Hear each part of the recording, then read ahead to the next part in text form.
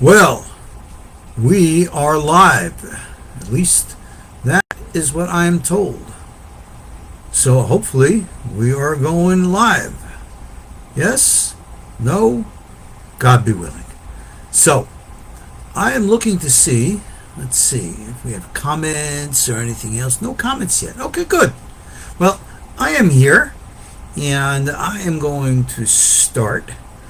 And let's see. What's going on here?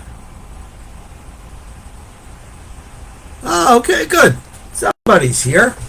It's always nice to know I'm not just talking to myself. I do that too much as it is. But okay, let's start. May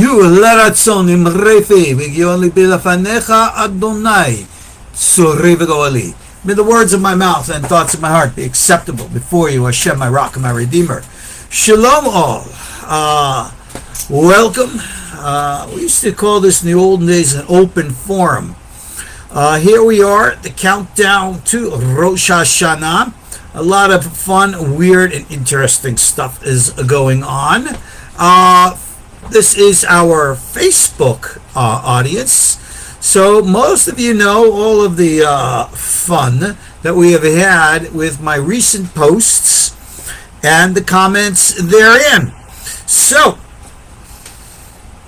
let's begin with some of that material before I go on to all the fun and weird stuff going on. You know, what many of you might not get or understand, because, you know, posting individual posts on Facebook, even comments and the like, is very, very narrow and limiting. And it just doesn't give you the flexibility to really be expressive in what's, in my opinion at least, is important. And in that respect, let me share here what I think is most important, especially in light of modern times, is to recognize the nature of the reality of the circumstances that we are in.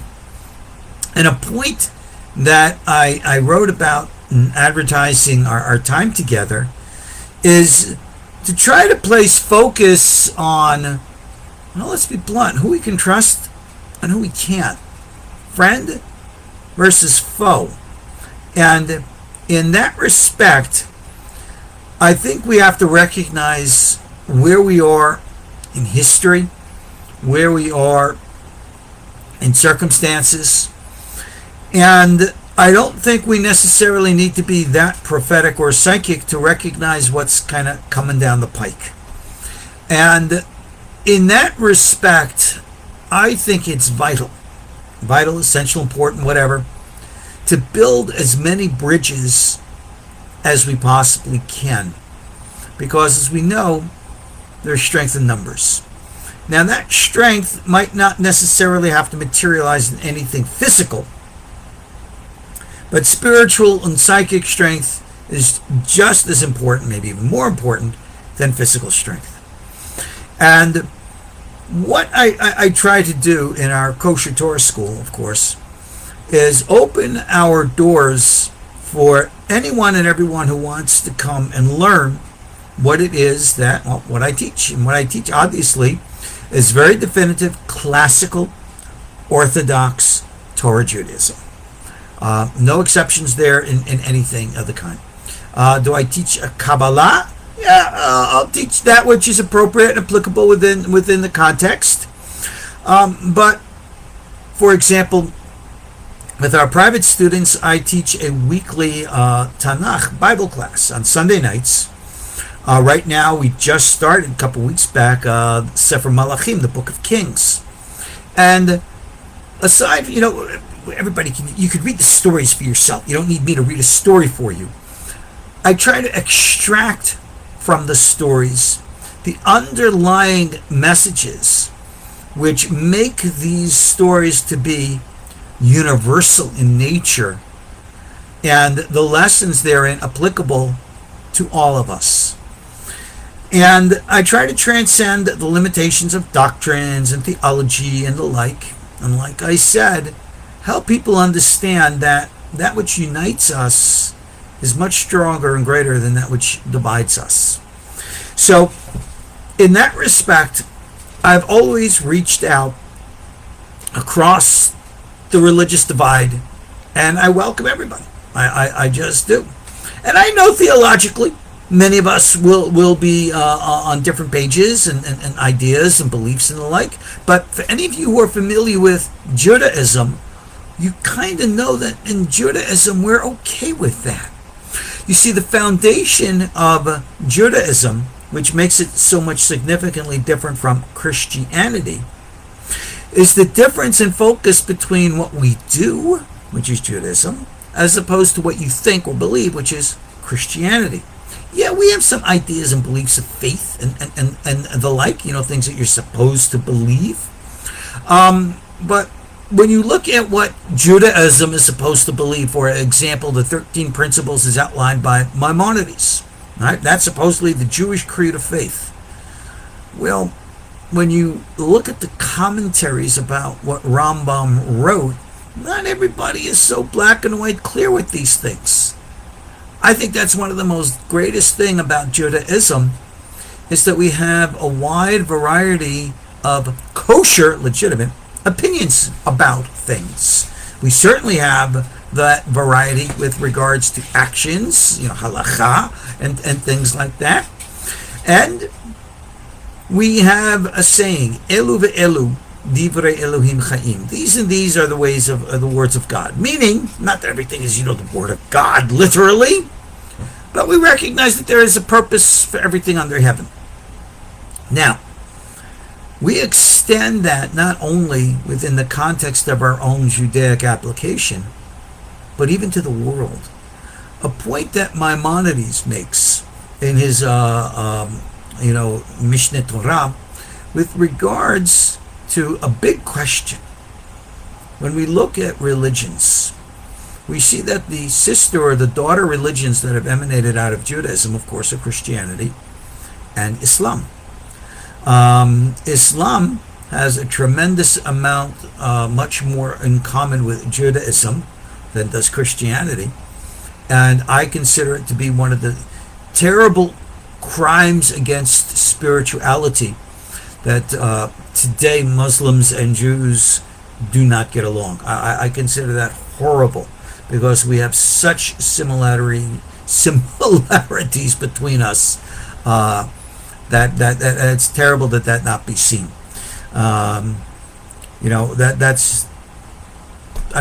Islam is just so similar. But as we know, Christianity came out of Judaism. But we must understand something very important about Christianity.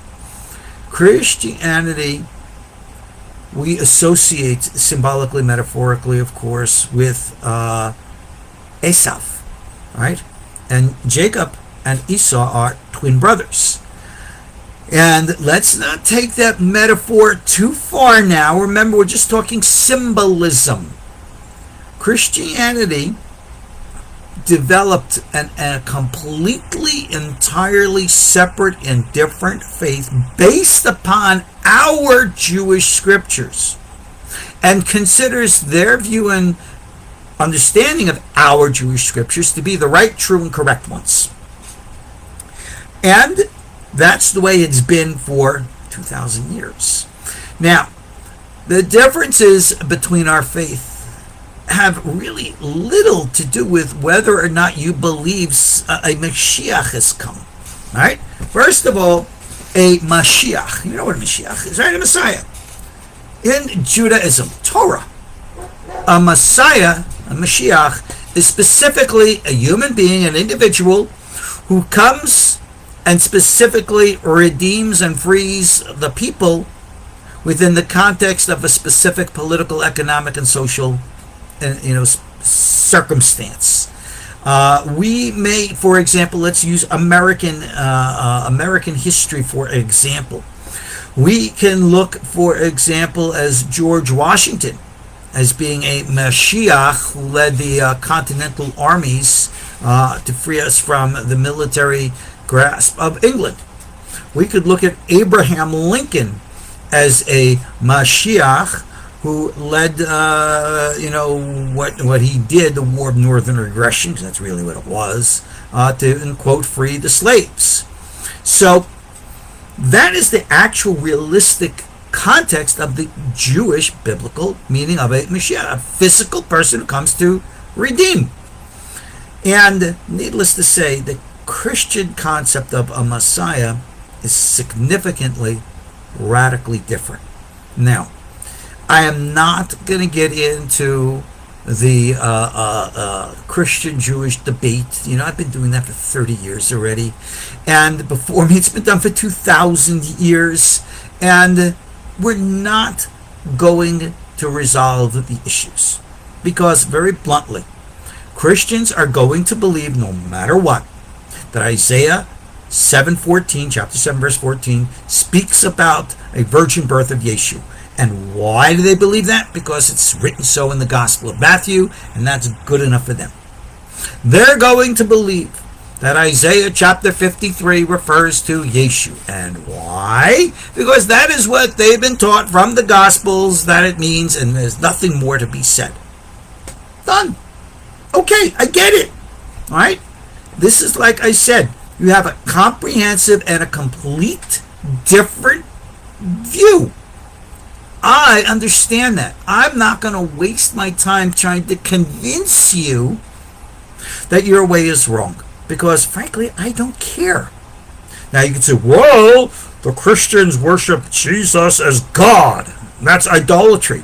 Well, yeah, kind of is. But I don't care about that either. Well, you should, Rabbi. Well, I don't. You know why? Look at what Rambam wrote about Christianity. I agree with Rambam. If Christianity, which actually does introduce the concepts of our Bible, most of the teachings of Jesus came from the fellow rabbis.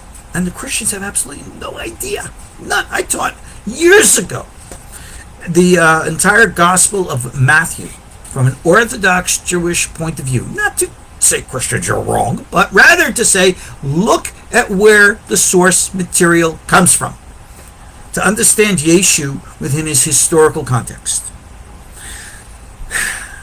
I'm not out to change people, but think about it. Aren't some of those Christians absolutely desperate to try to change us? Now, there are a lot of Christian groups out there, a lot of good, God-fearing, Bible-believing Christian human beings around this world who, believe you me, in my opinion, they're the cream of the crop. They're the best of the best. And I'm honored and privileged to call many of them my neighbors and most certainly my friends. And when I talk about building bridges, well, those are the people I'm proud to build bridges with. Because you want to know something about those people? They live and let live. They respect. They tolerate. Why? Because they see people of different theologies or faiths, but we share the common denominator of morals, values. I remember years and years and years ago, over 30 years, I guess, I was invited to speak with a Christian group, and it was actually with high school kids, and I did. And one of the first questions the Christian child asked me says, Rabbi, do you Jews believe in the same 10 commandments that we Christians do?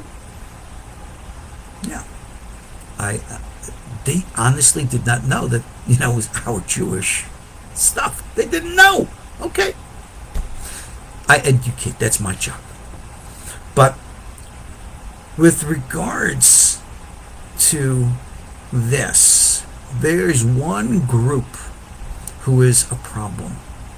Those who are specifically focused and intent upon burning those bridges which I'm so desperate to build. And these are what I have to call the radical missionaries. Now, I deal with Christians from all walks of life. We actually have, as members of our school, representatives from the Vatican itself. And I welcome them, and I'm proud to have them as members. They want to come and learn. I'm honored to have them. Yep. Over the many years that I've shared and debated and discussed, I've discussed things with members of the Jesuits. I've even discussed things with the Opus Dei. Oh, yes, I have. I speak with people who are Mormons and Jehovah's Witnesses and Adventists. And I have to say, just for the record, right, while I most certainly do not agree at all with the theology of the Mormons, I find them to be wonderful, wonderful human beings, and they are wonderful people, right? But years ago, when they were planning to build a university campus in Israel, representatives from the Israeli government approached them to see and inquire if they were using this as a missionary type of platform where they're going to cause trouble in Israel. And the Mormons made a commitment that no, they would not do that. And to this day, to the best of my knowledge, I think they've kept their word. Whereas evangelicals, this is a specific group of American-based Protestant Christians who have their own specific interpretation of Christianity, which is fundamentally and radically different from all others. And of course, they don't see that.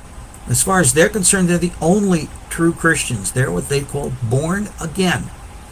And anyone who is not a born again Christian, in their eyes, is just not a Christian. So, okay. That exclusivity, they express to everyone. As far as the evangelical, the born again are concerned, Catholics are all going, if you're not born again, you're going to hell. Other Protestants, if you're not born again, you're going to hell. Mormons, they're certainly going to hell, right next to the Jews. Anybody who doesn't accept their version. And as you'll see from our texts here in the debates and dialogue that we've had here on Facebook, we've had missionary representation, and I try to be respectful and nice, but I try to get the point across. Look, I get it. I know this is your belief, and I know you're not going to budge from it, and you have like those narrow blinders on that this is the only right, true way to be. Okay? Nobody agrees with you. Well, we don't need to. We know we're right. Okay? Stop trying to convert Jews. Please. Leave us to be what we need to be. Right?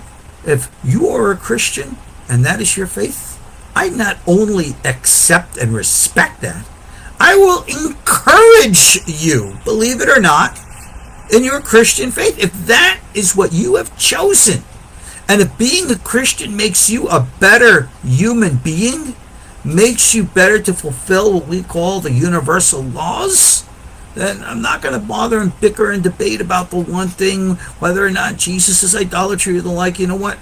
You're a better human being for being a Christian. God bless you. Look around and don't be blind. How many people, millions, have been saved by a faith in Jesus Christ? They have. I don't deny that. We actually had members of our school years ago, where in which the one of the spouse had an addiction to cocaine and found no solace or anything in Judaism, but found Jesus. And this Jewish individual was cured of his cocaine addiction through belief in Jesus. And he took his whole family, converted them all to Christianity. They left our school accordingly. And I didn't curse them or fight them. I said, you know what? If it got you off cocaine and it makes you live a better life, all the more power to you, whatever works for you. Right? And in the afterlife, what's God going to say? You know what I think God's going to say? Who the heck am I to say? I think God's going to say, you know what? You got off of drugs. You became a better husband, a better father, a better human being. Good. Well, what about my faith in this and that? You know, we all ate, symbolically speaking, of course, because it is a metaphor, of that tree of knowledge, good and evil, from, good old Garden of Eden days. No, it didn't can disconnect us from God, and therefore we need eternal, atonement and sacrifice.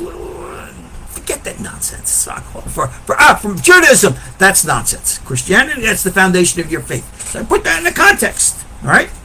In that respect, okay? In that respect,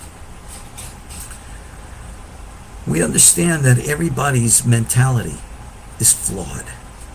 And as the mentality is flawed, I don't fight over that.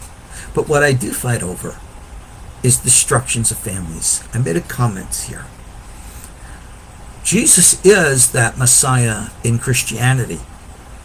And look how many Christian lives he has saved. But Jesus is not the Messiah in Judaism. And look how many Jewish lives he's destroyed. I look here in text and I see somebody mentioning about losing family members to evangelical missionaries. Now, what's the problem? The problem is that exclusivity of attitude, which, I'm sorry, I'm going to have to tell you, psychologically speaking, from a professional, analytical, psychological point of view, it's very cultic. It really is.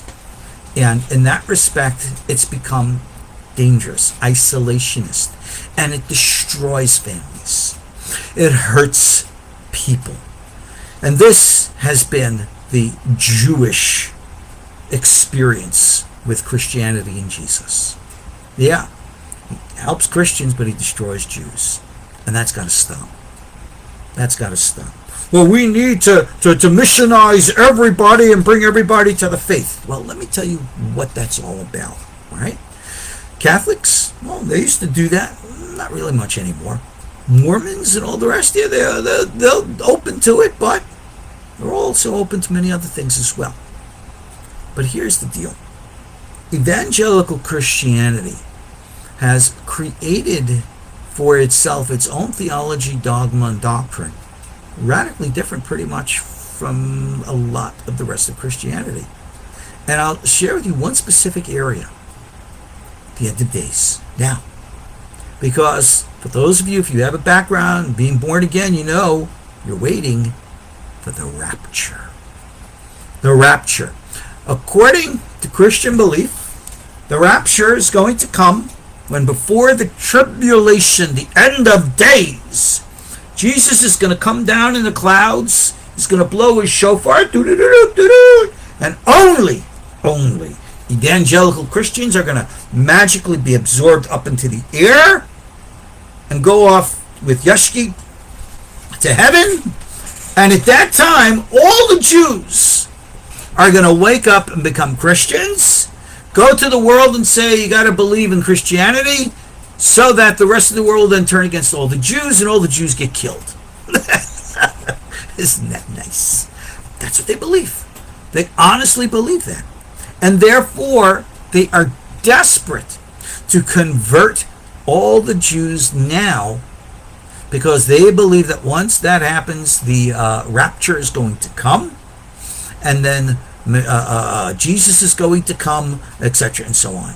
And any of them damn dirty Jews, kind of like me, who stop that, we get in the way. And that's a problem. And I have to admit, it's a scary problem.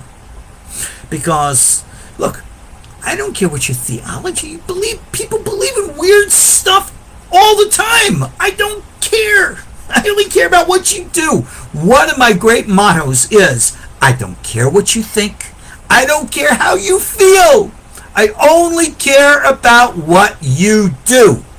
I want you to be, using the Yiddish word, a mensch, a decent, good, moral human being. I don't care about anything else. That is what, in my opinion, Torah's opinion, in my view of it, is what's important. So in that respect, if you look, a lot of Christians get that. A lot of Muslims get it. Do you think that every Jew and every Muslim in the world is at war with one another? No, it's just not. That's not true at all. There are places in history where Jews and Muslims have gotten along like brothers forever. And in all due respect, that which unites true Christians with true Jews I think, is also that unique unity that we have to focus on. But we got a problem. When Jews convert and become Christians, they usually have a little extra zeal, which leads them to want to convert their fellow Jews more so than regular Gentile Christians do. And that extra zeal has led in history to some of the greatest and worst debacles. Horrible, horrible things. Many of you might be familiar with the famous disputation of Rabbi Moshe ben Nachman, the famous Ramban Nachmani, in front of the king of Spain. Well, all of those accusations were brought against the Jews by a Jewish convert who became known as Pablo Christianity. And he was a real nasty guy.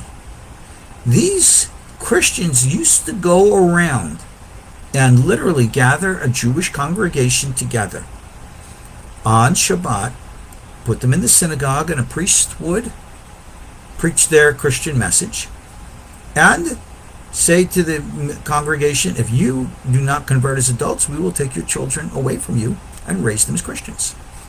Yeah, tearing away families. Nasty stuff. Okay? So, Pablo Christianity. And then we had another person. I don't know if he himself was actually born Jewish, but he was definitely of Jewish ancestry. And he was so incensed about converting the Jews that he became the head of the Spanish Inquisition. His idea was, if you join the church, then bottom line, you have an obligation to be faithful to that church. And if you're not, I'm going to tear the dickens out of you for unfaithfulness to the church. That was Thomas de Torquemada, and he's the one who led the Spanish Inquisition, which was persecuting thousands and thousands of people. That's why these types of zealots are dangerous. And when I see these types of missionaries today doing all kinds of really weird and strange stuff, I saw this one recently, I posted an essay about it, where someone, again, I have to say again because it's not the first time, going into the Talmud and saying, yeah, the rabbis of the Talmud believed in Jesus. Oh, really? They believed in the Council of Nicaea, which they probably never heard of, and they believed in the Nicene doctrinal of Christianity. Oh, really? All right, that's getting a little tipsy there on the border of non-reality. That's really getting delusional. And we have a word for that in psychology. Yeah, you don't like it, but it's true. Psychosis. That's not good. Live and let live. Show respect. Every Jew knows this. And I'll bet you, any of you guys, my friends who are here in the audience, any what we call B'nai Noach, you get this. You know this very well. There's never been a question about that. But with regards in opposite, we don't get that. No. We're wrong, they're right, and they're going to do anything they can to, in quote, get us. Well, you want to know something? Enough is enough. We can't go on like that. We have to recognize that we're up against a much greater enemy at this time. And again, you don't need to be a Navi, a prophet. You don't need Ruach HaKodesh to see where we are in society today. Western civilization is about to implode and collapse. It's going to happen. I remember, I shared with you this last year. Last year, Rosh HaShana, again, we have a tradition of meditations and the like where we do what's called an aliyah, a certain type of prayer, dream meditation, where we request of heaven insights into what's going on. And I asked heaven, I said, Ribbono Shel Olam, there's a war going on with Russia and Ukraine a year ago. Are we going to have a nuclear war this year, 2023? And it came back to me very clear. No, we will not have a war this year. But the implication was that it would happen in a future year. Here we are at the end of the year, and that's been shown to be true. The unraveling of Western civilization continues. The situation in Israel today is a quagmire. The country is broken in half, and everybody knows it, whether they like to admit it or not. Everybody wants to have emunah and faith. God's going to provide. You know, God has a way of providing that may not be the same way that you and I like. Just remember that. Bibi, Prime Minister Netanyahu, made a statement in the last day or so, in which he was warning the people who are going to the Ukraine for Rabbi Nachman's Hilula for Rosh HaShana, and I said, just remember, you know, Jews haven't always had, you know, the blessings of protection of God in Europe and in the Ukraine before. That's very true historically. Oh, the Haredim were accusing him of blasphemy and heresy. Rather humorous. I told the truth, but it's still blasphemy and heresy. God does take care of his own. That's true. But how God defines things and decides things, well, what can I say? It's not necessarily the same ways we do. So, understand what's coming down the pike and why. Even Rav Kook, in his book, wrote about this, 100 years ago? That ultimately all of Western civilization, which is built upon an ungrounded, unsubstantiated foundation, is inevitably destined to collapse. And we see what's happening right now. And in that respect, I warn people to always be prepared. Be prepared, meaning to be realistic in an outlook of what happens when bad things happen. 100 years ago, we were experiencing the roaring 20s. And then society here in the United States collapsed with the Great Depression. And here we are 100 years later, and our economy is I don't even know how to describe the debacle of the modern economy. Let economists tell you just how insane it is. And here we are again 100 years later, just like it was 100 years ago, facing a European and an Asian threat to the foundations of the future. Now, the United States and Western civilization today, believe it or not, has been invaded by a poisoned philosophy which seeks to undermine every single foundation that has made Western civilization strong. It attacks the concepts of freedom. It attacks the concepts of independence. It even destroys the identity of family, of individuals. That which made a man strong enough to fight a war against tyranny and evil, is now psychologically attacked under some nonsensical name called toxic masculinity. I like that toxic stuff. If anybody's toxic, I am, and I'm proud to wear the badge. Because a real man is a responsible human being who has a strong and supportive family as a unit. He looks after his spouse. He looks after his children. He is a provider, a protector, a role model of strength. We do not turn the other cheek. That is not our way. We stand strong. We do not accept or tolerate being victims. We will not be victimized. We will not cower in fear, but let others cower in fear before us. No, we are certainly not in any ways violent individuals. We condemn violence, but at the same time we recognize that sometimes it's necessary within the context of doing what's right. And that is what makes a man strong. Where did I get that lesson from? From a book I read. What's that book called again? Oh, that's right. The Bible. That's the message that echoes from every page of the Tanakh. And I think that's such an important thing. Such an important message. And in that respect, we see the dismantling of everything in our sacred values today. The destruction of identity. These are classical, for those of you who don't know military stuff, classical military style psychological operations of corruption. And that's exactly what's happening. And we see an infiltration of a philosophy and a politic, which if you study your history well and learn your stuff, you will see is actually communist. No, not socialist. Actual, outright communism, in which the state owns and controls everything, and you are part of the greater whole of the state. That's communism. And that is what is influencing the United States right now.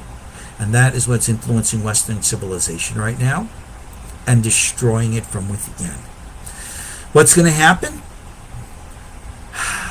Well, in my personal opinion, and I emphasize that because I don't want you to think that I've heard this from above, I think ultimately we are going to have some form of a dismantling of a civil war. I think it's inevitable. I think that that the United States is a country blessed in prophecy. I honestly really believe that. And it echoes the path of biblical Israel. And just like biblical Israel took a hit because of, in quote, its sins, I think that the United States is going to follow suit. I think that the United States is going to fall. But I think that the good, righteous, decent, moral people of this country from all faiths are going to wake up and smell the coffee, if you will, unite and bond together and stand and rebuild something strong. Because one thing I will tell you that probably all the fellow rabbis out there are going to disagree with me. I don't think Mashiach is coming anytime soon. Yes, I know what Rambam says. We believe every day. Fine. Okay, that's theology. But realistically and practically, I covered this in my book, A Vision of the End of Days, which is my commentary on Daniel. We have a long ways to go yet. And you could quote to me all the books and all the timelines and everything else. We psychologically and psychically have a way to go yet. So I am anticipating bad times to come. And I warn people to be realistic and practical. Great civilizations, great countries in the past 20, 30 years that were very, very fruitful and wealthy have fallen and have become quagmires of insanity. And go look around the history in countries over the last 20, 30, 40 years and you'll see what I mean. Well, that is what I think can happen here in the United States. And the greater that the powers that be take over and try to increase control, the level of government control right now is so far beyond what most people know and understand. What the Zohar refers to as the 50th level of uncleanliness, which will translate into the reality of complete and total government control. We're already there. Through artificial intelligence and the types of computer programs that elements within our government have, they keep everybody under surveillance at all times. I'm absolutely convinced that this recording is being, in quote, monitored, not necessarily by, people at Facebook who are sitting watching me in their offices, but it's being recorded and monitored and analyzed by some AI, and it will be applied in the context of data mining to my profile, personality, whatever is out there, just like each one of us has. And maybe you remember, what was that name of that movie in which they had psychics that predicted the future, and they had like future crime? What was it? Majority Report? I think that was it. I don't remember watching the movie. I'm familiar with the concept. They have the computer programs right now. They developed this since 9/11. Remember, today is September 11th. We are commemorating 22 years since the terrorist attack in New York. And since then, our governments have made leaps and bounds of advances in technology of monitoring the public. And this is literally, they want to have biometric readings for every single human being. And they want to have a full personality profile on every human being. And they can therefore run through algorithms all types of theoretical contexts to see what would happen if we took this one and put it in this circumstance and did this way and that way. And that's, in other words, trying to predict what we call future crime. And this is happening all over the place right now. And this is very, very dangerous. Now, I think ultimately that, as we know, God has his way of like putting a little monkey wrench into the woodworks and go, oops! Oh, did I just destroy your civilization? Oh my goodness. Oh, I'm so sorry. Yeah. So, I'm not concerned or afraid of Big Brother. I'm more concerned about Big Daddy. Big Daddy knows how to handle Big Brother. We, as individuals, need to recognize who our friends are and who are our enemies. Those of you need to think in the context of the military. In the military, the one who's at your side and is fighting at your side is your brother. When you're in combat, it doesn't matter the stupid differences of the color of your skin or your religion. You fight together as a band of brothers because that's the way it needs to be. And we need to understand that concept today. So when I look towards all people of common denominator belief in God, we need to learn to stand together. I don't care the differences of our theology. I don't care. If you want to believe everybody's got to believe your way, you're going to go to hell, fine, whatever. If you believe in the prophet Joseph Smith, fine, whatever. I don't care. And you got to learn to get that what do they call that, chip off your shoulder. You got to get beyond that too. United we stand, or divided we fall. And that is my message. And you got to get this down. Because nobody's going to head for the hills and make it by themselves, living out there by themselves. That ain't going to happen. You got to learn to stand together. And I see somebody in text here mentions that disgusting word, traitor. Let me give you a context of that word. World War II, the Jews, as you know, were suffering in the concentration camps. Do you know how the Nazis kept the Jews in the concentration camps in check? They had other Jews working for them. And their fellow Jews in the camps were the most disgusting, despicable, and evil people. They were called Gapos.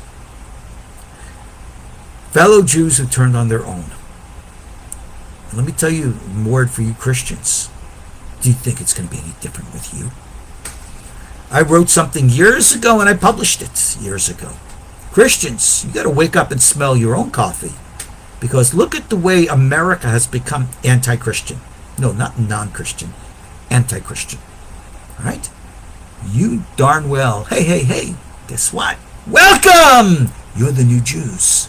You are now experiencing the prejudice and the racism that we've experienced all this time. So all of this missionary banter of trying to convert us. You're dividing us! You're causing divisions! You're rocking the boat! You're destroying the unity! Cut it out! You're cutting your own throats! Put it aside! Well, I know your beliefs! I get your beliefs! I understand! Years ago, when I did my first television program, it was with NBC TV. It was called Ancient Prophecies. And videos probably out there. You'll see me with my long beard, my big black hat. Yeah, I still actually have my big black hat. I still have Borsalino, of course. Yeah, of course I have, you know. And when I go to town and I have to, dress up for being a rabbi, of course, I have my rabbi stuff. But anyway, long story short, when I was on that program, we had an evangelical minister, many of you might know, is a very famous evangelical minister named Hal Lindsey. He wrote a book called The Late Great Planet Earth. Very big in the evangelical community in the day. They're talking 20 plus years ago, 25 years ago. And of course, when he sees me as the Orthodox rabbi, what do you think he wants to do? He wants to tell me all about witnessing Jesus. I get it. I said some things to him, which actually I don't remember what I said. Actually I do. Yeah, I remember. Okay. He was with his manager, whatever. And I said to him, Hal, when the day comes when the Mashiach finally arrives and his feet stand upon the Mount of Olives, I pray that you and I should be there together to both approach and say to him, not, hey, could you solve our argument and tell us what your name is, but rather together we would say, Baruch haba b'shem Hashem. Blessed is he who comes in the name of the Lord. Hal had no answer. His manager said, you're the only rabbi who was able to shut him up. So you guys who are missionaries out there, this is my message to you. This is my olive branch to you. Don't you realize what's going on? Don't you realize that this entire mentality of us fighting with one another is their attempt to divide us? You are succumbing to the power of the enemy, who is seducing you into an isolated mentality of superiority. Cut it out. Rise above it. I get what your theology says. We understand that. And I don't care if you believe it or not. Like I said, I don't care what you believe. I don't care how you feel. I care what you do. You and I are either brothers, and we're going to stand together, and sisters do, or united we stand, or divided we're going to fall. You're going to have to stand together with the Torah faithful Jew, with the Bible-believing Mormon, Jehovah's Witness, Adventist, all those groups that you don't like. We all have to stand together. My fellow brother Jews, you learn this lesson too. Because the time's going to come we're not going to be able to rely on each other. A statement that I've made, and I might anger some people, but I'm going to say it anyway.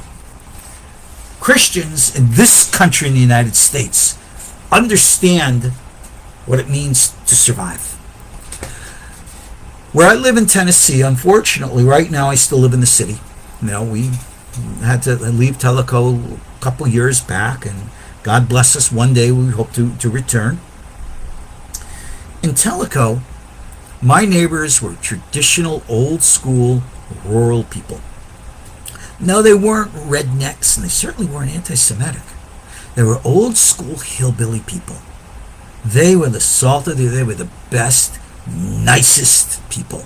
Oh, they got into all this stuff. They got into their moonshine and all the rest. But they were nice.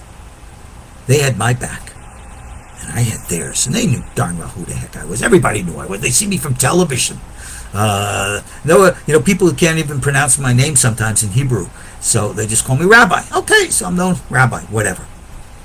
And all the places that I've lived in the United States, I've lived in the Northeast, in the Southwest, Northwest, Southeast. I've lived everywhere. Center of the country, too. The only place where I've never experienced anti-Semitism, surprise, surprise, right here in good old Tennessee. That's why, for me, this is home.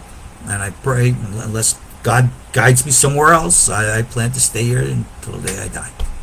But we got to understand, my neighbors out here, they hunt. Not because it's sport. I had neighbors out in Tellico who never bought meat in their lives. They hunted, and they slaughtered their own meats. They knew how to survive off the land. If we ever were attacked in a World War III setting, forget about nuclear bombs and mutually assured destruction. That's not going to happen. But an EMP strike, a collapse of the economy, I think those things are inevitable. World War III is definitely going to affect the American continent, unlike World War II. And those people who are prepared and able to survive will. And Jews are, in my opinion here, and I'm talking from Orthodox to the most leftist liberal, as a group, just don't have a clue. And in that respect, we've been led to absorbed into the society and rely upon the great power of the almighty dollar. But once that dollar collapses, most Jews they're not going to know what to do. I remember sharing with a wealthy friend of mine in South Florida, and I said, look, think ahead.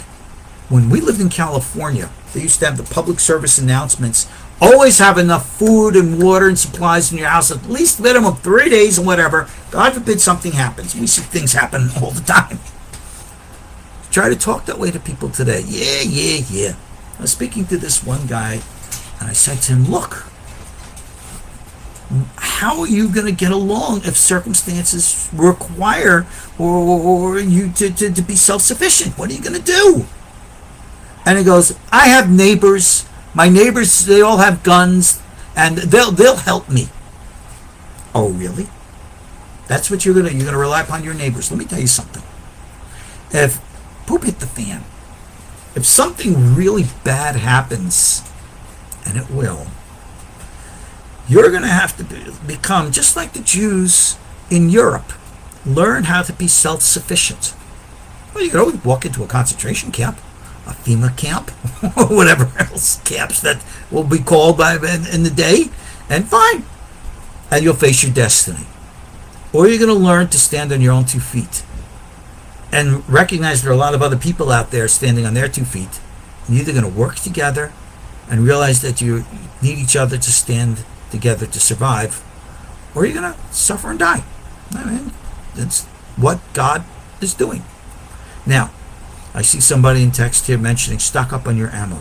You can how much ammo do you need? How many guns do you think you could possibly carry? I hear people, they buy like 100 guns. They got 1 million rounds of ammo. What are you going to do with it all? You got to carry it. It weighs a ton. Are you practical? If your lights went out, forget about buying candles. Do you know how to chop wood? Do you know how to make a wood-burning stove? Do you know how to have appropriate food supplies to provide for your family? If and when you can't go out and buy it anymore at the grocery store. That has happened around the world. I think that's a realistic fear and concern that we need to have today. And that is why people need to be realistic and prepare. We think that we can escape problems. We can't. I see one person in text here is again referencing ammo. You can't have too much. Well, you might be right in that respect. But we also have to be realistic in application. In other words, violence and crime is growing rampant in the urban areas. I think it's insane for somebody today to live in the urban areas. I think you're absolutely insane if you're maintaining living in the New York metropolitan area or certain cities in California and all the big urban areas. Well, I'm not so much concerned about the Russians dropping nukes. If that's going to happen, you know what? You know how quick you die if a nuke hits you? Boom, you're dead, done, okay? You won't have to worry. But think about this. You want a realistic scenario? Again, no prophecy here. We're coming into an election year here in the United States. 2024 is going to be a tumultuous. It's going to be worse than any. The corruption, the eruptions are only going to continue and get worse. Now, let's talk politically for just a bit. As you know, in this country right now, there are people who are absolutely and adamantly opposed to Mr. Trump. And they will stop at nothing to prevent him from coming back into the White House, including acts of violence. I'm certain that they would do that.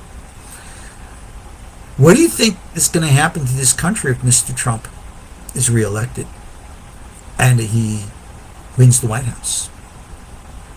You want to put the shoe on the other foot?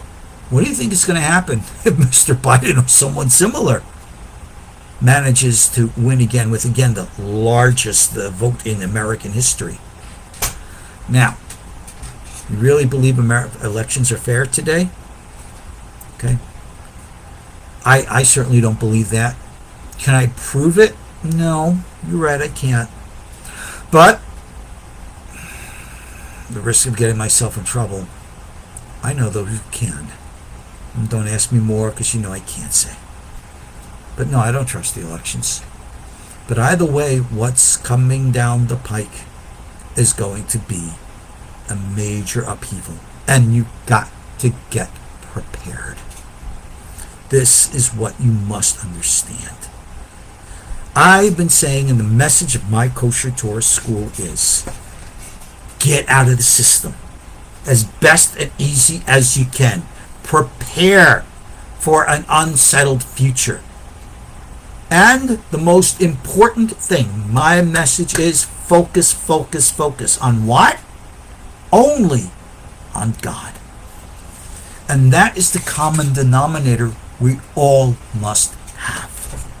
This is why I focus on what we call the prophetic Kabbalah, which is the meditative prophetic traditions of what?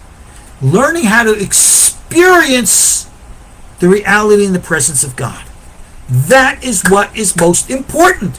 I don't care how strict you are in religion. You want to wear a black hat? Knock yourself out. Wear 2 black hats. What do I care? Right? I care that you're a moral, decent, good human being who's standing on my right and my left. It's my brothers and sisters, and we stand united. And you need to understand psychically how to experience the reality of the presence of God. That's not something mystical mumbo jumbo. It's rather not complicated. The reason why most people have a problem accomplishing this isn't because of its complexity. It's because of its simplicity. And most people forgot how to become simple. A verse from the book of Psalms, Psalm 19. Torat Hashem Tamimah Mashivat Nafesh. Correct and properly translated. The Torah of Hashem is Tamimah. Don't say pure. The word Tamim means simple. Pashut. Simple.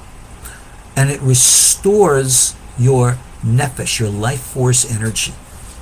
For those who are suffering from extreme stress, mental illness problems, and the like, you return to the Word of God, to the Torah, to experience it. Let it cleanse you from within. It must be more than theology. It must be more than doctrine. It must be more than just all the chumrot. It has to transcend from within. And when you can experience this, it'll put you in touch with a greater reality, a greater world.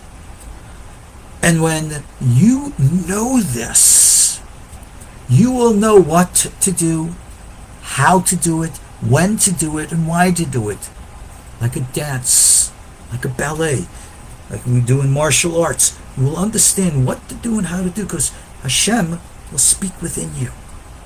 You know something, my fellow Jews? Christians understand this. They pray to Jesus and they feel like Jesus talks to them. Not here to judge. You know what? If God somehow wants to talk to them through Jesus, that's God's business. You don't like it? Go talk to God. We Jews need to remember this. Many of our greatest sages understood this. Somebody's referencing here that somebody renews his psychic energy by reciting Mishnah. And he quotes here the seer of Lublin. Rabbi Yosef Karo, the author of the Code of Jewish Law, did the same thing. Meditative transit. This is what I teach here. Go look at my books on Amazon. I try to make them self-explanatory. I try to make things simple. I don't know if I succeed or not, but I try. But anyway, just to digress for a minute, because we got into the topic. I asked you in text to remind me, but I reminded myself now. Yeah, that's the Skinwalker, you got it. Vortexes. Let's talk about that.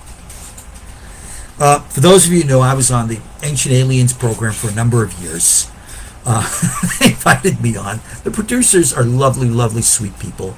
The head of the production company, Prometheus, a man named Kevin Burns, may rest in peace. Wonderful, wonderful, sweet man. God rest his soul. They wanted a rabbi. So they put me on. And I've been on the show dozens and dozens of times, always trying to give them a Jewish point of view.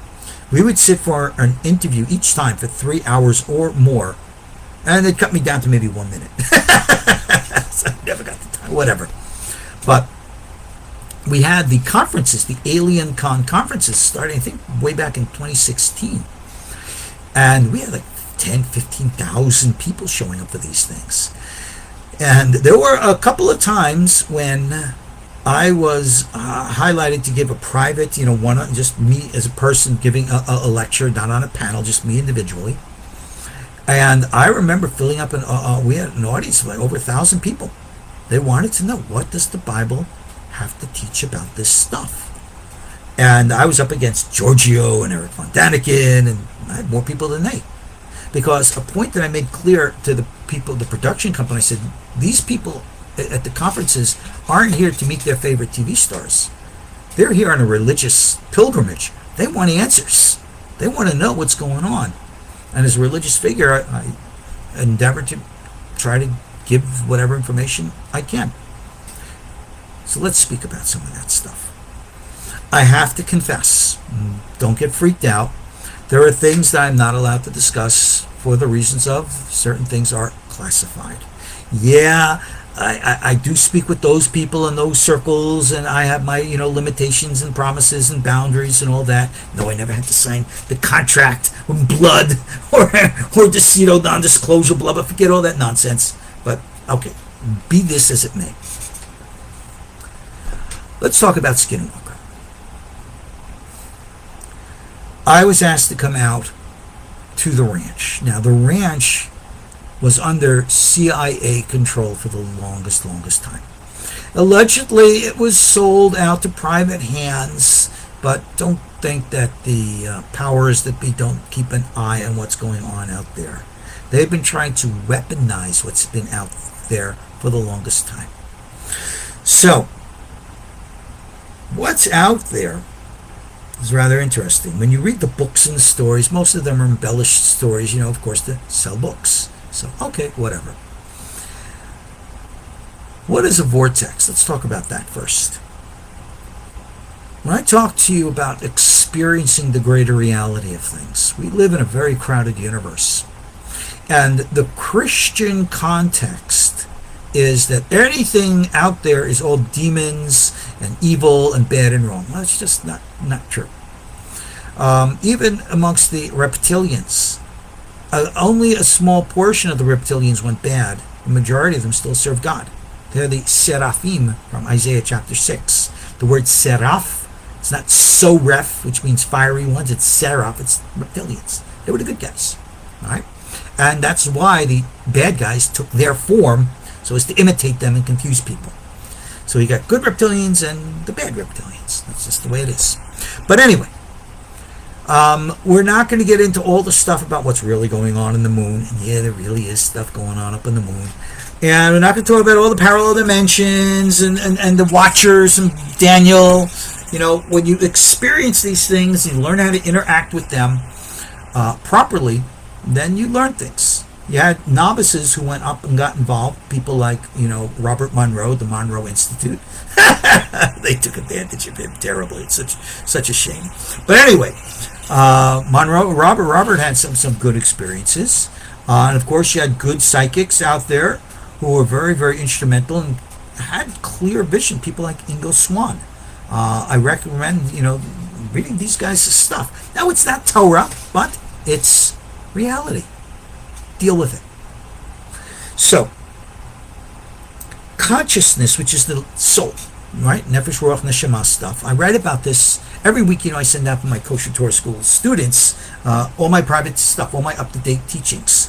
These guys get it. If you're interested and you want to learn, come join the school. I mean, it's no-brainer, Yeah, I asked for your donation. Big deal. All right? I got to make a living too, So, you get to me, I get to you, blah, blah, blah. But you come and you learn with us. And you see this stuff. I explain this stuff. This is what I do. And consciousness, soul, psychology, it's all the same. It's all the same. And in that respect, when you know how to direct consciousness, what we call opening up a vortex, where you're not actually opening up something physical in space. It's not like you're slicing it, opening it up. Read my book, Walking in the Fire. I talk about how to do this, and I give you some examples of my own vision quests, right? Travel without movements, the end of Walking in the Fire, which, for the record, I'll let you know, we are presently re-editing. We're coming out with a new expanded 2-volume version. Hopefully it'll come out in the next couple of months, so watch for that. But anyway, consciousness opens up doorways in psychic realms. And we read the famous story of the Baal Shem Tov. The Baal Shem Tov, he called it an aliyah, all right? And he went up on Rosh HaShana, that's what I do on Rosh HaShana, etc. Oh, by the way, quick word about Edgar Cayce. Yeah, Edgar Cayce was able to go, but he got involved with a whole bunch of these phony baloney who taught him a lot of stuff which was just not kosher and true. This is why, if you're ever going to do this type of ascent, absolutely, positively, a gazillion percent, you must do it in Kedusha and holiness. I teach what we call holy names. They're not magic. They're energetic frequencies and vibrations to calibrate you in a specific way. Everything in the universe is the reality of energy. Energy can be what we can call positive or negative, high and low. And remember, where you think is where you're at. Where your energy is what you attract to yourself. You're a good person, you will attract good. You're a bad person, you're going to attract bad. If you're a combination and mix because your subconscious got a lot of garbage in it, that's what you're going to attract. That's why we always focus on cleansing, purification of the mind, the heart, and lifestyle. All right? That's why you got to live a moral life, a righteous life, a good life, and a holy life. Or you go and ascend, you're going to attract whatever's out there. The psychic people who are working through what do they call that today? Artificial telepathy. They have psychic type of activity augmented with technology. The top of the world people who do this today are, of course, the Chinese. They've been using Qi and stuff like that. They've developed psychotronic technology and psychotronic warfare better than anybody. And you're not going to find any of it out there because they're smart. They keep their mouths shut. Russians did the next best. America's far behind because they fell under that spell that it's all a bunch of nonsense and garbage. Didn't want to believe in it until they were so overwhelmed through actual psychotronic warfare and attacks that they had no choice but to pick up. Israel, classified. And that. But the Kabbalists and the government of Israel, draw your own conclusions. But anyway, so opening up a vortex is not a big deal. It's something that we know to do and how to do it. So I was invited to come out to Skinwalker. I'm sure people wanted to see what it was I could do and not do. But okay, fine. I never told them this, but I'll tell you, before I went, I did what's good old school style called remote viewing. I projected myself when I went there astrally long before I went there physically. And I contacted whatever was there. And it's not a demon. It's not an evil thing it's out to get you. It's what we call an earth spirit. Yeah, God created spirits. Not all of them are bad. And this is the spirit that lives in that place. He's a parallel dimensional being. We experience these parallel dimensional beings often as orbs. All right? When you see that, glowing balls of light, they're conscious. And you got to know how to, in proper states of consciousness, be able to communicate with them. How? You don't talk to a ball of light. Ball of light's not going to speak to you in English or Spanish or French or anything. They project thought and imagery. And that imagery is the language of dreams and prophecy and meditation. You learn how to deal with that stuff. That's what we do. So, long story short, I was already in contact with the entity out there, and he showed me his name. He's a very nice entity. And I came out there, and of course, They still have a lot of security there, even though they don't kind of tell you about it. And of course, its location is still classified. You can't give an address, and they're like, "Oh, fine." And as we were sitting and chatting on the porch, you see this in the video. They were asking me if I could open up a vortex, which is to for me, sending a psychic message asking if the entity is willing to appear. So I sent a telepathic message, "You're willing to appear?" And the entity said, "Sure." And all of a sudden, you see the ball of light, the orb, appear in the sky. Does it have a name? Yes. But it doesn't want you to know its name. It's none of your business. All right? And the orb appeared in the sky. And everyone, "Oh, look, oh, it's a flying saucer. What's this?" Anyway, the problem was they didn't have the cameras running. So after the orb went back to its own dimension, that just like peers out. It's kind of like, think about if we wanted to contact something under the water. So you have to like stick your head out under the water. It can only kind of like, in quote, symbolically hold its breath for a while. That's why when it comes into our dimension, it can only stay for a little bit and then has to go back to its own. But anyway, long story short, they didn't have the cameras running. So as cameramen, as Hollywood as they are, they said, "Could I do it again?" And I laughed. And I said, "Would you be willing to show yourself again?" And the entity laughed and said, "Sure." And again, the orb appeared the second time, and that's the one you see on the camera. So they wanted me to open a vortex. They're expecting me to open something I actually did. Now, they wanted me to do like a secret Kabbalistic ritual. And they're filming me. Do you really think I'm going to put secret Kabbalistic rituals on television? All right, you know what? I might not have all my brains working for me, but I'm not that dumb. But I know what to do and how to do it. For those of you who know Hebrew, and you see the section where it's at night and I'm doing what they call the ceremony, and for those of you who know Hebrew, listen to what I was saying. I was davening Mariv. For those of you, I was reciting the evening prayers. I was reciting Shema Yisrael. I was davening the Amidah. Okay, with the Kavanot of the Rashash, because I was making it a Makom Kadosh. I did all of that. Fine. Was I reading from the Siddur? Actually, yeah, I was reading from the Siddur. But okay, they don't know this. They just wanted something to look nice on camera for television. I'm telling you the real story. That doesn't get on TV. But okay. The entity decided that it was going to appear. And now I'm going to tell you something that did not make it on the TV show. Anomalies started to happen. Remember, they had all the cameras going. They had the infrared cameras. They had all of that stuff. Are you familiar with infrared filming? You have all like the different colors which show the heat signatures and the like. All of a sudden, for those of you who know heat signature cameras, you have a hot blotch there, lower blotch there, all the different colors. All of the colors on the camera started to have straight horizontal lines. You literally like the colors of the rainbow. And the guys are sitting there looking at the camera going, "That's impossible. Something like that cannot happen." And we had military guys standing freaking out. They're saying, "How can this happen?" And I said, "I guess sending you a message that it's there." And then, as we were looking on the film, on the infrared, you could see it went back to its normal colors. And then right there somewhere, I think they call it like the old house or something, I don't remember what, you saw it. There was a black silhouette of a figure. And you saw him right there in the camera, as if he was waving at you. And Dr. Taylor and a group started to run down to go after them. You see it on the camera. You can see them running, the heat signatures and like. And you can see the entity moving away from them as they were coming. He was playing with them. So that was all caught on film and the like. And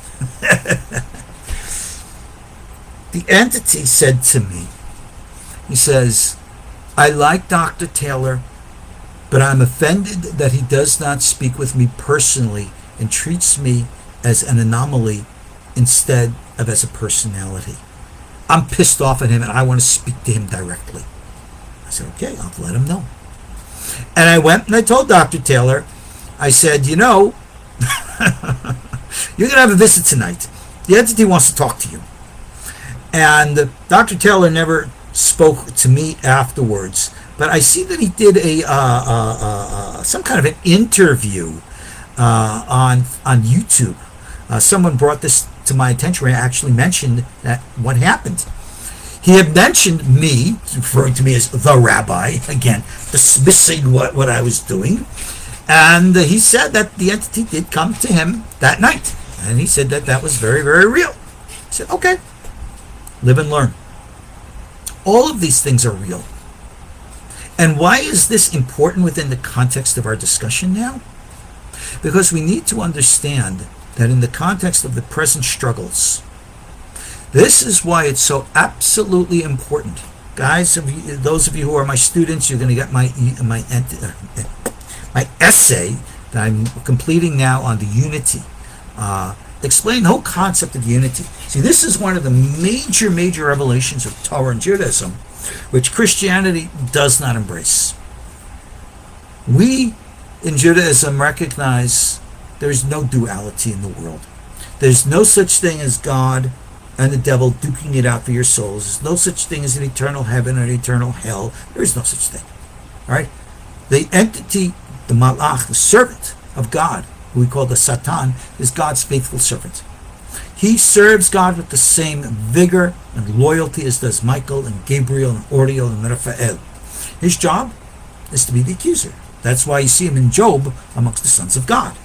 All right? And by the way, Job, for the record, for most opinions, is a story, a novel, and not history. But be that as it may. God, Isaiah 45, chapter 45, verse 7, God is Yotze Or, Borei Hoshech, Ose Shalom, Uborei Ra. Ani Hashem Oseh et Hakol. God creates both light and darkness, good and evil. God is in charge of it all. God works both sides towards the end. In my writings, I always refer to Earth as schoolhouse Earth. We're here to learn lessons so ordained by God. That's why we're here. And there is a lot of other school teachers and other entities and everything else. We live on a very crowded planet. And not all the, in quotes, spiritual beings are good guys or bad guys. You've got a mixture of both. Even amongst those who are called the jinn, the shadim, not all of them are bad. This is something that Judaism understood, Islam understood, but unfortunately never got through to Christianity. Christianity wants to look at all the spirits as being the fallen angels from heaven who are evil minions trying to destroy your soul to hell. I think that's more of a Catholic kind of thing, a fear tactic to try to get people afraid so as to corral them into control. But when you actually make contact, you recognize that's just not true. And, well, what happens when you make contact with these? Well, if they're trying to siphon off your energy, trying to get you to do bad, weird stuff, yeah, they're bad, weird guys. But if they're encouraging you to be righteous and holy and decent and moral, all right, okay, recognize it for what it is. So we live in a very crowded universe. And a lot of those entities out there are our friends. And in our tradition, we recognize how to commune with them and solicit necessarily their support. No, they don't give us magical powers or anything of the kind, but they can give us wisdom and guidance. And I see somebody is mentioning here about inner earth. Well, if you want to know all about inner earth, I spoke about it in one of the recent Ancient Alien programs. They actually gave us an entire episode after 5 or 6, almost 10 years on the topic of inner earth. And I actually brought Rabbi Seloff. I don't know, many of you, Rabbi Ben-Zion Seloff, who is, associated with our school here. And he came on as well, to add greater support. And we taught all about that. Read my books, The Unveiling and Behind the Veil. I outlined the translation of all of this material. Aliens, angels, and demons. I discuss all of this stuff. Remember, I'm a rabbi, I'm a scholar. It's my job to not only provide for you ideas, but provide for you the information with the sources and things so you could say, this is what is said. Now, you're going to ask me, what is true? I'll tell you this. Our sages teach that there is an inner earth fully inhabited with multiple beings. There were pre-Adamic civilizations that still live down there, interact with us, have connections to Mount Shasta, the Antarctic. Yes, the Nazis were in touch with them. The Nazis are still active and still involved. And you got all this weird stuff going on all this stuff going on behind the scenes. Yeah. A lot of that has a lot of validity to it, but best not to talk too much about that stuff. Somebody's mentioning or referencing here astrology. Well, astrology has its... I'm fighting whether I want to use the word science. Astrology works through cosmic energies and how they interact and influence our planet as they're bombarded by certain energy fields. What it is not is predictive. Our sages and the prophets make it very clear, those who try to predict the future based upon astrology, we laugh at that because we live in a quantum reality. Remember quantum? The only time something takes its structure and form is when it's perceived. Observation. So before something is observed, it exists in a state of potential prior to it being in a state of actual. Schrodinger's cat in the box kind of stuff. Okay, that is the reality. So this is why we don't collapse a future into a singularity by predicting the future or anything of the kind. It doesn't work because there's a higher power, right? And that is in God's hands to do. We trust in God, we put our faith in God, and when we properly bond with God, we feel the flow. And this is how we psychically connect. Don't let that word psychic scare you or think it's something negative. It's just not. With regards to Rosh HaShana, hold on a second, where is my book here? If you want my essays on Rosh HaShana and its connection to the scales, Libra, and all that, this is my book, Cycles of Time. Get it on Amazon. You order it like today or something, you'll have it before Rosh Hashanah. I discuss all what we call the deeper stuff about all the holidays. It's all in there if you want. Look, we're only here chatting for a short time. I can't give you 30 years of education in an hour and a half. All right? For those of you who want to come learn with us. For those of you who have interacted with me, I try to be open. I try to be nice. I try to talk with everybody I can. I unfortunately just don't have the time. I want us to understand why it's so important for us to get together, recognize and understand why it's so important. Psychically, intuitively, we got to feel that. We're going to have differences in theology. Put those differences on the back burner. Deal with the reality of where we are today. That's always been and always will be my message. So, here we are. We're coming into rough times. You most certainly cannot believe what you see on television and all the stuff. There is so much misinformation and more misinformation upon more misinformation. There is so much perversion and corruption. Modern society truly and realistically is Sodom and Gomorrah. And I fear that when it comes time for Sodom and Gomorrah to be punished, it's going to be just like it was. Remember Lot? The Malachim, the angels who came to get him, said, go talk to your family. He talked to his sons-in-law, married to his daughters, right? Fathers of his grandkids. And they said, we got to get out now. They looked at him like he was a lunatic. How many people today are going to look at you as a lunatic when you tell them, you got to get out. You got to go. I cannot encourage people enough to get out of urban environments, come back to a rural lifestyle. I don't care where, let God guide you. Learn how to live the natural way that God so ordained. Remember the big biblical lesson. Remember the story of Cain? Cain killed Abel, right? And God banished him from the face of the earth. What was the first thing that Cain did? He built a city, an urban environment, to disconnect himself from the natural environment of God so that he can try to be self-independent and free from God. And that's exactly what modern civilization tries to do, and it's collapsing under their feet. Urbanization is psychically congested. It's a quagmire, and it's exploded. It just doesn't and cannot work. So ultimately, guys, we only got a few minutes left here.